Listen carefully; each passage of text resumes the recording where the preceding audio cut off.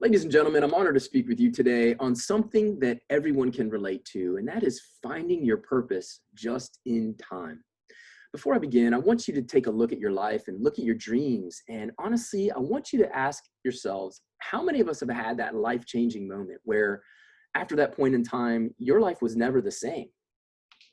My name is Witkamp. I'm a hardworking entrepreneurial dreamer with a compassionate, positive spirit who is articulate. I'm fearless as a leader. I'm a champion. I'm faithful, and I'm passionate about what I do. I show people how to live a life by design instead of by default. I take advantage of my moment, and I'm urging you to do the same. At a time in my life when I built one of my companies to be successful, I was devastated by a just-in-time health diagnosis. I was going to need the heart of a lion, the survival skills of a ninja, and I was to spread joy and laughter and love like a comedian, because they say laughter is the best medicine. I didn't have any jokes, but I was going to find some.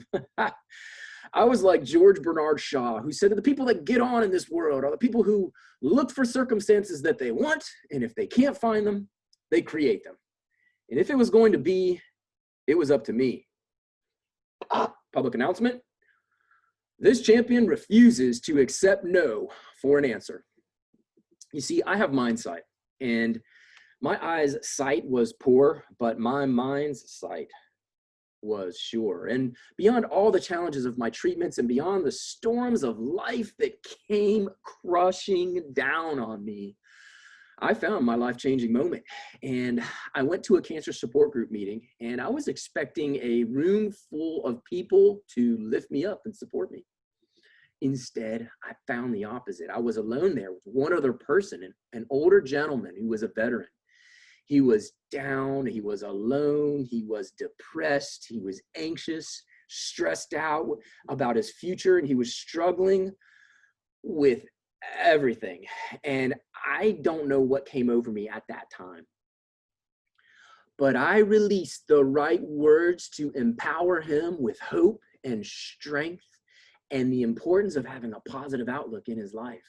I walked out of that meeting feeling different. I felt stronger, and I felt healing in my own body, and I felt a sense of relief and reward that I had never known before. It gave me a reason to forget about the failures of my past and to focus on the possibilities of my future. It feels natural to use something that's already in me to fulfill my purpose. You see, there's a difference between being a part of something and something being a part of you. And it turns out that it wasn't the diagnosis of my life-threatening illness that changed me. No, it was me delivering a message of support to help somebody else in their time of need so that they would find strength with their lives. And that revealed to me my purpose in life. That was my moment. This sense of relief came from finding my purpose.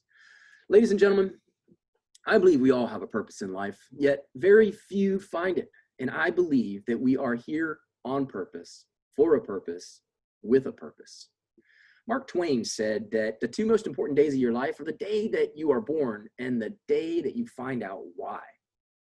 And Dr. Howard Thurman, who was a mentor to Dr. Martin Luther King, he said, don't ask what is the reason for life. Ask, what is the reason for your life? I focus my life on motivating people to find their purpose. I've worked in over 35 years, 10 different industries. I've been everything from a busboy to a boat captain, from a paper boy to a paramedic. I can relate to most people's struggles with work and school and juggling family, juggling a schedule, their finances.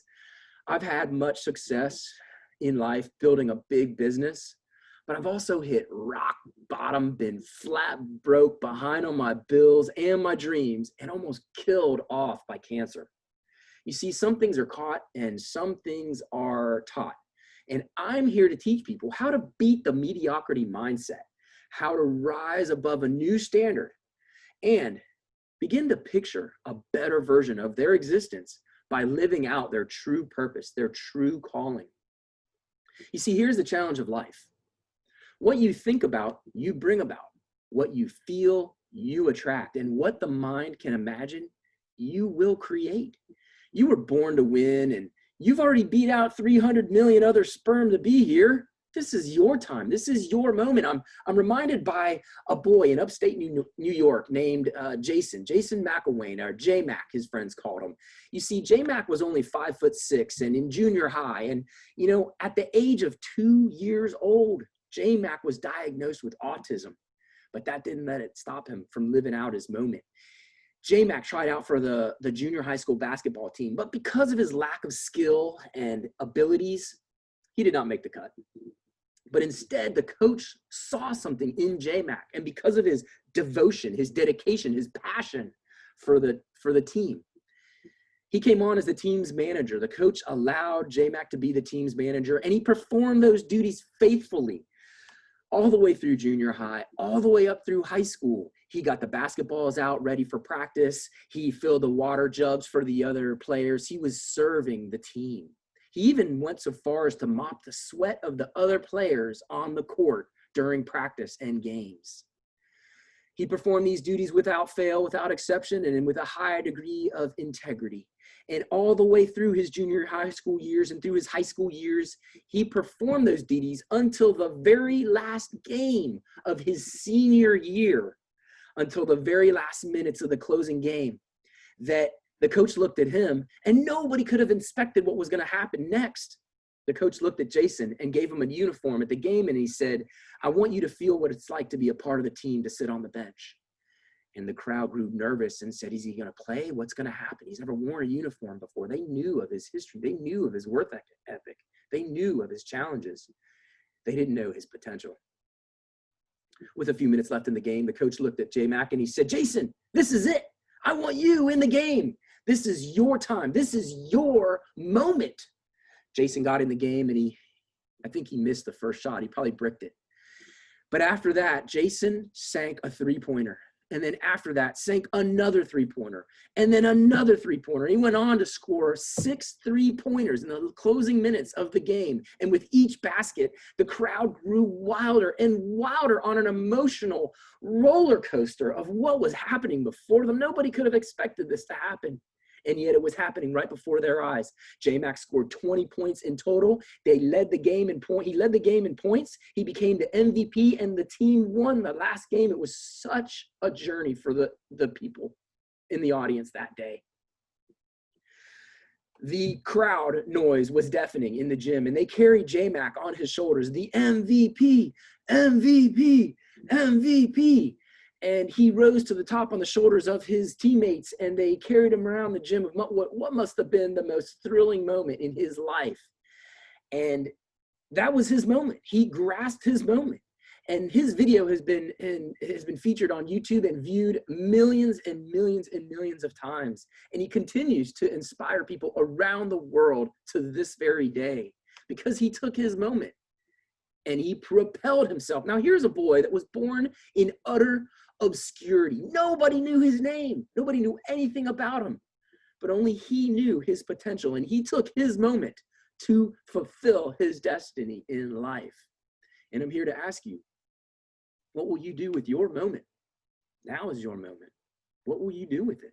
You see, I believe that we were all born for greatness, and scientists and mathematicians have already calculated the odds to be who you are, be born to your parents in your city, in the hospital, specific nurse and doctors, and whether it was raining or whether the sun was out that day, if it was day, if it was night, what day of the week it was, all of those factors play into a probability, a ratio. The odds are incredible. 1 in 400 trillion. That's a huge number. The odds of you being you, to already be here, are already in your favor. Because you are already here, you're a miracle. You have greatness within you. The potential is unlimited. You don't know it yet, how many lives you will touch, how many people you will elevate to fulfill your purpose, doing what you love. You see, in the Western way of thinking, we buy things that we can't afford with money that we don't have to impress people we don't like, to become something that we are not and we don't even recognize. It's time for ourselves in this new era to shift back to be better students of ourselves. Thomas Lounsbury, he said that we must view with profound respect the infinite capacity of the human mind to resist the introduction of useful knowledge. Wow. Eric Hoffer was a moral and social philosopher, and he said that he observed in times of change, which we are in now, times of change, learners become to inherit the earth, but the learned will be beautifully equipped to deal with a world that no longer exists. You see, we must learn like we will live forever, but teach as though we will die tomorrow. You're never too old to learn and never too young to teach. You see, I'm reminded of a Chinese man who was taking an English class. He said, man, English is such a vagooey language. He said, it's not vagooey, it's vague. And he said, there you go again. Every time I learn a new word, you put a tungooey twister in it. He said, it's not tungooey, it's tongue. Any word with a UE in it, it's silent. He said, okay, I don't want to argue about it. You see, you have to be the change that you want to see in your life. William James said, he was the modern founder of modern philosophy. And he said, if you want to make a change, make it immediately and flamboyantly. You need to decide to make a decision. Life is not found between the isms and the schisms of life. We have to quit the paralysis of analysis. Follow your dreams. Become the best version of yourself. Deserve to have more.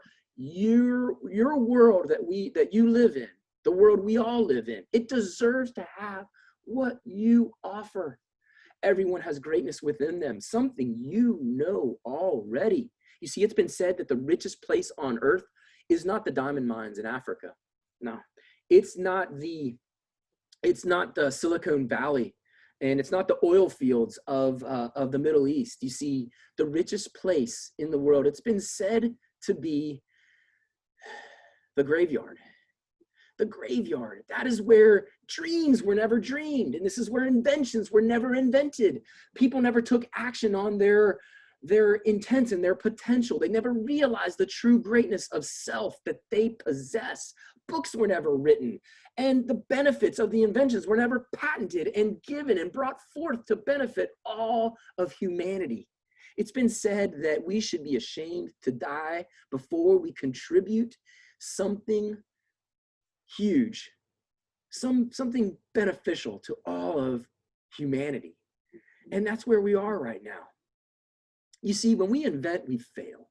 But failure is not the definition of a person.